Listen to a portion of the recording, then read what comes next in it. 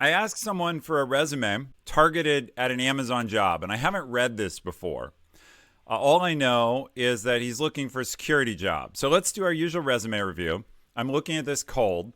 The first thing that struck me when I just glanced at it earlier this morning when I loaded it is that it's single page, which is great. It's pure black and white, so it's super flat. One thing you could consider, there's other than headings, there's not a single use of bold in it. And there's no color. So neither of those are fatal flaws. This is actually a very good resume out of the box. But those are a couple improvements you could consider. And this is obviously someone who's read a little bit of the advice we give on resumes. The second thing is, it starts with a summary, which I like. Application security professional with 10 plus years prior experience in web development, UX design, and running a service business. Goes very informal here, which is unusual. I know where the squishy spots of your web app are. So some people might say that's unprofessional. I actually love it. This will definitely cost this applicant certain jobs. There will be some people who are like, okay, not formal enough. You don't want those jobs anyway. Real people will appreciate this little piece of personality and honesty, as well as a little bit of technical hubris popping up in the resume. This makes the resume human.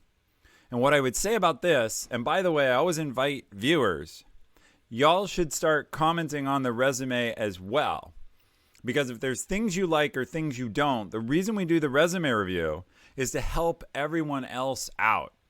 So if there's things you see in here that you're like, I would never do that or that's false, help him get his resume better. If there's things you love or you're a hiring manager, call them out so that you're able to help others know what to write. Because I get this question, why do I do so many resume and LinkedIn reviews? Because again, I get the questions constantly about make my resume better, etc. Okay, but anyway, I love this. Combining offensive security skills, business acumen, and a passion for building trusted products and services. So this is good. It doesn't say exactly what you want to do. It does say application security professional. So that's pretty close. So I would give this section an A minus, just this section. It's really good. The one small minus is maybe I would try and reword it to be more clear on what you want to do. I know it's in there, but can you make it like obvious to an idiot? Because people are skimming. All right, experience. Application security consultant at a bank. Reduced vendor costs $300K plus a year by leading and executing web app and API pen testing. That's good. You have a result. You have a savings. So these are star format. We're going to talk about that when we get to how to target Amazon. But situation, task, action, result is the standard format you're looking for.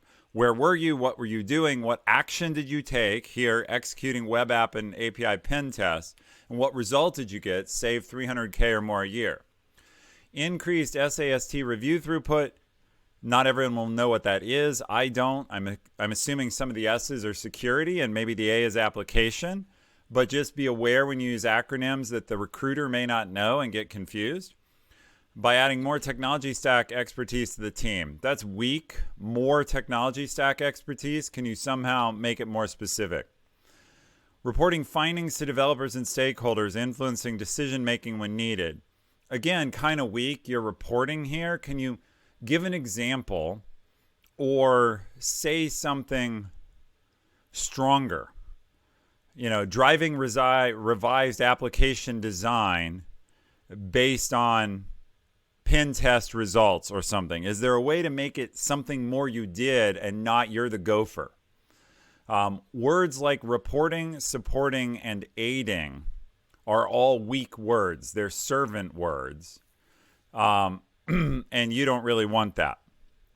You'd prefer words that are strong. Product design and development consultant, known as the unicorn consultant, providing design, development, copywriting, and advice. okay, that's good. Be careful that it doesn't make you seem unspecialized. And I realize that's like lose-lose.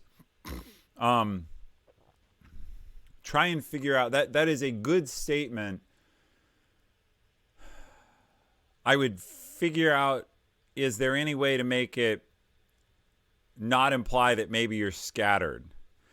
Sought after as would be good, or able, valued as. Valued as the unicorn consultant, that's good. Known as, that can be a negative. It's a subtle difference. Reduce tech debt and UX issues. Again, what's the result here? How can you quantify that? Otherwise, it sounds like maintenance work, and you don't want that. Develop multi-tenant fintech web app. Again, to what result? By the way, I see you're very, very militantly sticking to single line bullets, which some people feel is good. I feel like it's constraining you a little bit from saying what you actually did. And so in that compromise, if I had to have a 2-line bullet in order to clearly convey what I was doing, I would.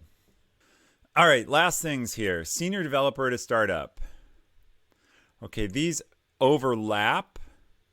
So I guess you were a consultant and then you had this startup job. Got it.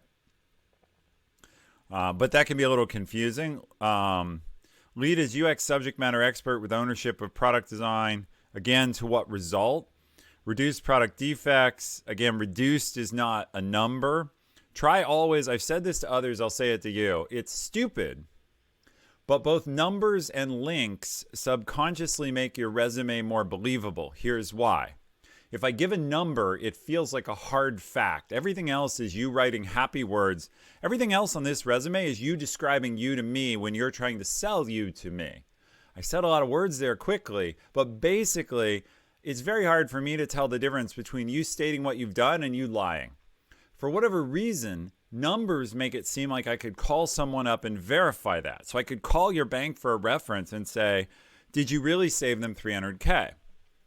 The reason to put links in a resume to work when you can is that links dare people to click. They dare them to say, right, most people won't click, but a link dares someone to go ahead and check it out for themselves. And so the tricky part is, you can put in some numbers and some links on things that are factual.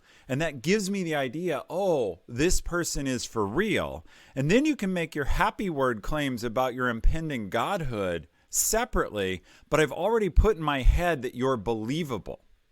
And so suddenly I suck up the same over-the-top, self-aggrandizing claims of impending deity that normally would make me roll my eyes. If I've seen all these facts, numbers, and verifiable links, suddenly are just more of the truth. And I'm not saying, by the way, you should lie. And I'm not saying that at all. But I'm saying every resume contains some claims about yourself. The more you can surround those with verifiable facts, the more they're in a forest of things that I accept as true. Quick comment on PDF versus doc. Maximus, that is a great question. I like any format that can support some color and hypertext. I don't have a strong opinion on that. I think overall I would favor doc, but that's a really tough call.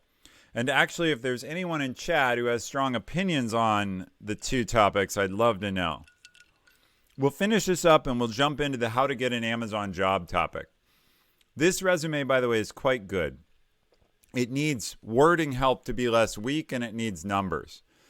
BS computer science, a bunch of certifications. I might consider compressing these somehow. You use half your one-page resume to tell me about certification skills and alphabet soup, and very little of your resume to give me more results on what you've actually done that has a business impact.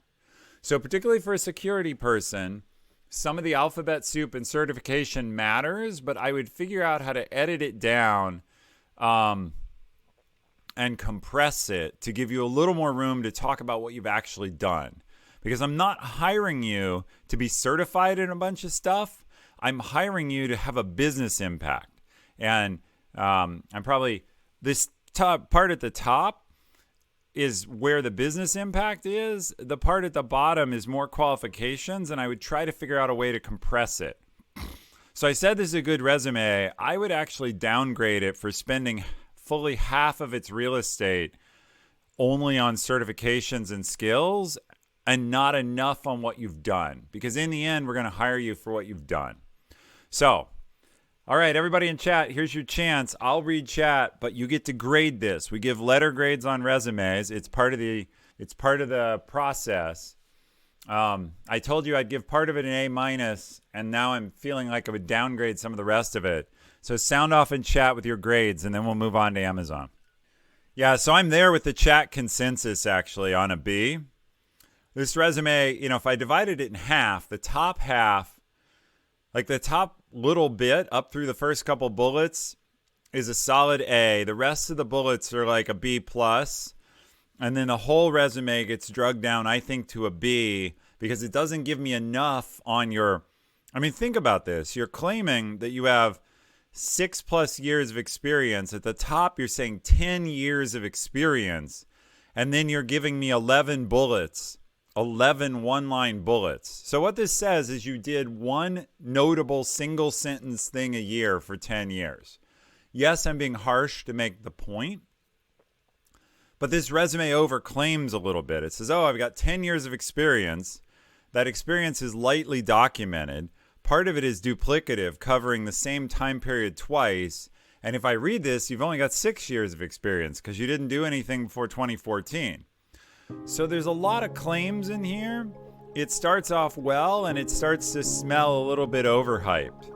I would just go back and revisit that and figure out how not to have quite so much skill and activity soup.